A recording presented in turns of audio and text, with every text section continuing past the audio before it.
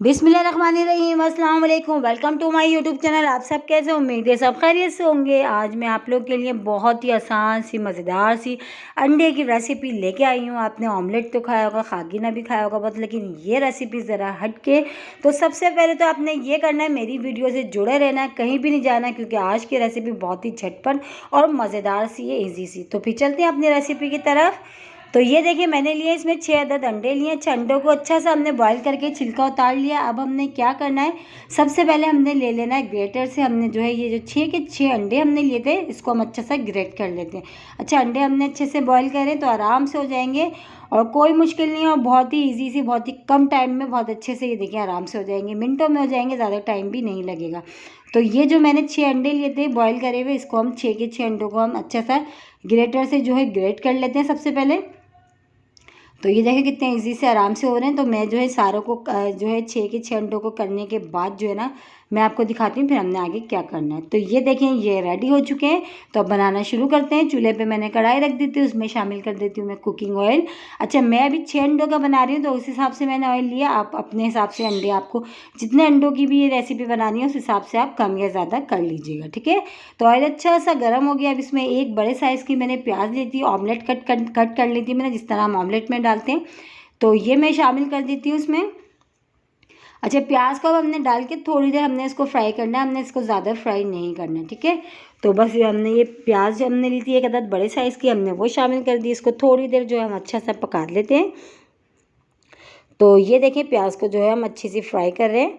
थोड़ी ही देर में देखेंगे अच्छा सा कलर थोड़ा सा चेंज हो गया। अब बस ये डन है। अब इसमें हाफ़ टी स्पून हम इसमें शामिल कर दिया अदरक लहसुन का पेस्ट। अदरक लहसुन के पेस्ट के साथ प्याज को हम थोड़ी देर अच्छा सा भून लेते हैं, ताकि जो अदरक लहसुन की जो कच्चेपन की एक स्मेल होती है वो ख़त्म हो जाए, क्योंकि वो अगर खाने में आ जाती है तो हमारी सारी मेहनत बेकार हो जाती है। तो अच्छा सा हमने इसको भूनना है, ठीक है। तो ये देखिए, अदरक लहसुन के साथ प्याज को हमने अच्छा सा जो है इसको भून लिया। अब हम इसमें शामिल कर देंगे एक बड़े साइज़ का टमाटर, जिसको हमने छोटा छोटा कट कर लिया। तो ये हम शामिल कर देते हैं, ये भी चला गया इसमें।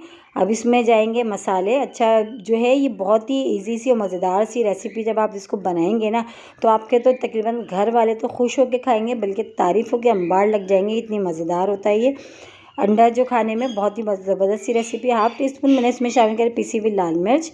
हाफ़ टी स्पून मैं इसमें शामिल कर दूँगी नमक। अच्छा, नमक और मिर्च अपने टेस्ट के हिसाब से आप कम या ज़्यादा कर लीजिएगा, ठीक है। अब इसमें शामिल कर देंगे हल्दी पाउडर। हाफ़ टी स्पून से कम है हल्दी पाउडर जो हमने लिया है, थोड़ा, ठीक है, ज़्यादा नहीं लिया है। ये भी चला गया। अब हमने क्या करना है, इन सारी चीज़ों को अच्छा सा हमने भूनना है। ये हल्दी पाउडर, पिसी हुई लाल मिर्च, नमक, टमाटर, प्याज, अदरक लहसुन, ये सब चीज़ें हमने इसमें डाल दी। अब डाल के हमने इसको अच्छा सा भूनेंगे जितनी देर तक, जब तक कि हमारे जो टमाटर जो नज़र आ रहे हैं ना, ये सॉफ्ट नहीं हो जाते।